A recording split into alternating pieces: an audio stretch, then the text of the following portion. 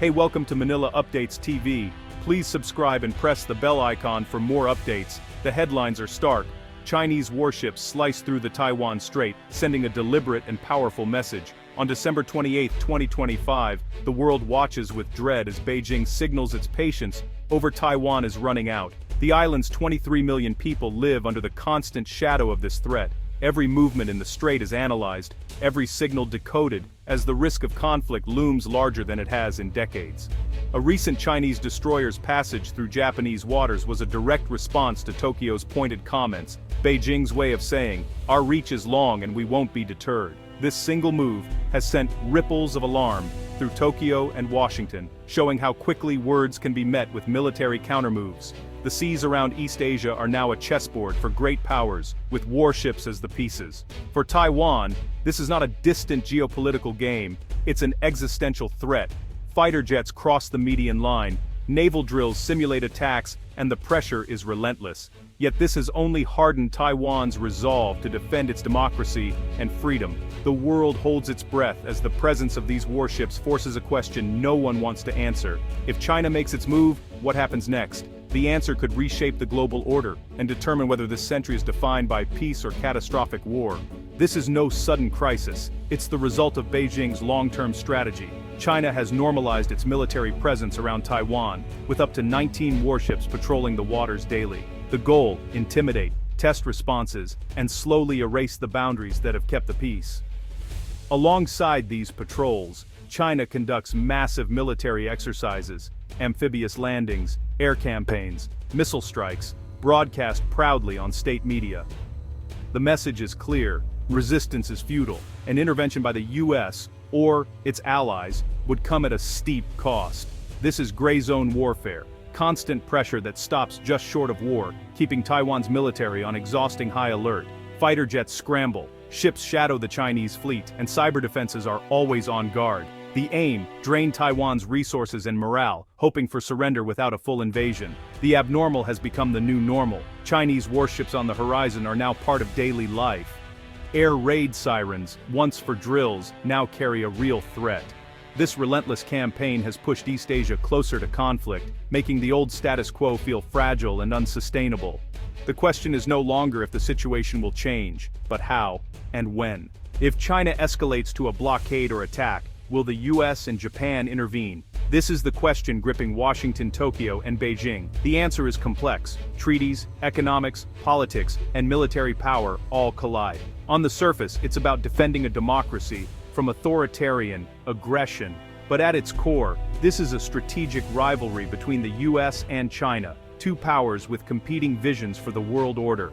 For the US, losing Taiwan would be more than a moral failure. It would shatter its credibility as Asia's security provider. Allies like Japan and South Korea would question American commitments, and China's dominance could reshape the region. The decision to intervene is about more than Taiwan. It's about America's place in the world. This is the cold, strategic logic driving decisions in the White House. The fate of millions and global stability hangs in the balance. To understand today's crisis, we must look back. After the Cold War, the US engaged China, hoping economic growth would lead to political reform. That hope proved wrong. US policy on Taiwan has always been ambiguous. Nixon's 1972 visit to China led to the US acknowledging one China, but the details were left vague. In 1979, the US switched diplomatic recognition to Beijing, but passed the Taiwan Relations Act, promising to help Taiwan defend itself.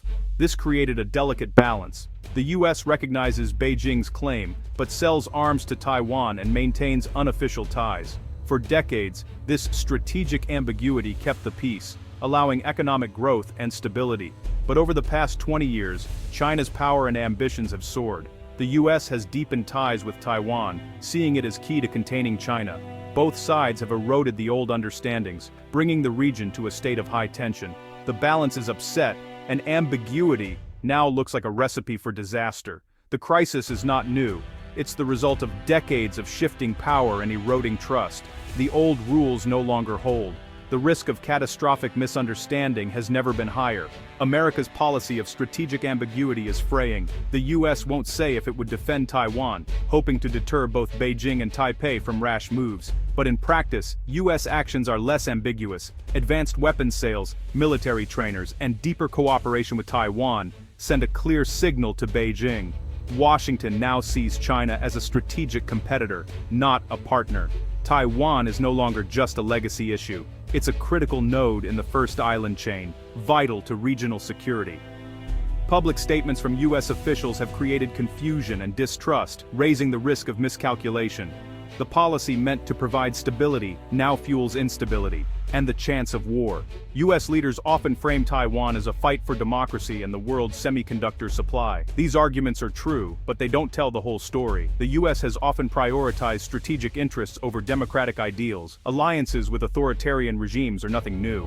The semiconductor argument is real, but economic solutions like diversifying chip production are already underway. The real driver is grand strategy maintaining American primacy in the Indo-Pacific. For decades, US power has underpinned regional security and prosperity. China's rise threatens this dominance. If China takes Taiwan, it signals the end of American leadership in Asia. Allies would lose confidence, and the balance of power would shift rapidly. This is what makes the Taiwan issue so dangerous and so central to US strategy. Many imagine a Chinese invasion of Taiwan, but most experts believe a blockade is more likely. China could surround the island with warships and submarines, declaring a quarantine and inspecting all incoming ships and planes. This would cut Taiwan off from the world. No fuel, no food, no supplies. Within weeks, Taiwan could run out of energy, its economy grinding to a halt. The goal force surrender without the risks of invasion. For the US and Japan, a blockade is a nightmare scenario. Breaking it would mean firing on Chinese ships, starting a direct war between nuclear powers. The first shot would likely come from the US, with enormous consequences. A blockade forces America to escalate or back down. The risks: high-tech battles, staggering losses, and global economic collapse. Meanwhile, Taiwan would suffer, starved into submission. The blockade is a clever, deeply dangerous gambit. Japan is in a perilous spot, close to Taiwan, a key US ally, and home to major American bases. Any US defense of Taiwan would likely launch from Japanese soil, making Japan a target for China. In response, Japan has expanded its military presence on its southern islands, deploying new missile batteries. Japan's constitution renounces war, but recent governments have reinterpreted it to allow collective self-defense. Japan is preparing for a conflict it desperately wants to avoid. But Japan's deep economic ties to China complicate everything. China is its largest trading partner. War would devastate Japan's economy and disrupt vital supply chains. Policymakers are caught between their security alliance with the US and economic dependence on China. Siding with the US could bring economic ruin. Failing to do so could mean the collapse of the security order. History adds another layer. Japan's past aggression in China still shapes regional mistrust. The US wants Japan to take a bigger security role, but every step is fraught with risk. For Tokyo, the stakes are existential. The current path leads toward disaster. Military posturing and eroding diplomacy make war more likely. But escalation isn't inevitable. There's another path: de-escalation and diplomacy. The US could reaffirm its one China policy with actions, not just words, and roll back moves that provoke Beijing. This doesn't mean abandoning Taiwan, but recognizing that more military pressure makes it less safe. True security lies in reducing tensions, not turning Taiwan into a fortress. The 23 million people of Taiwan are at greatest risk. They could become victims of a great power rivalry, not of their making. Policymakers in Washington, Beijing, and Tokyo must avoid turning Taiwan into a battlefield. The choice: continued escalation and likely war, or wise diplomacy to manage competition and prevent conflict. The stakes could not be higher. The time to choose a different path is now, before the warships become the opening act of a global tragedy.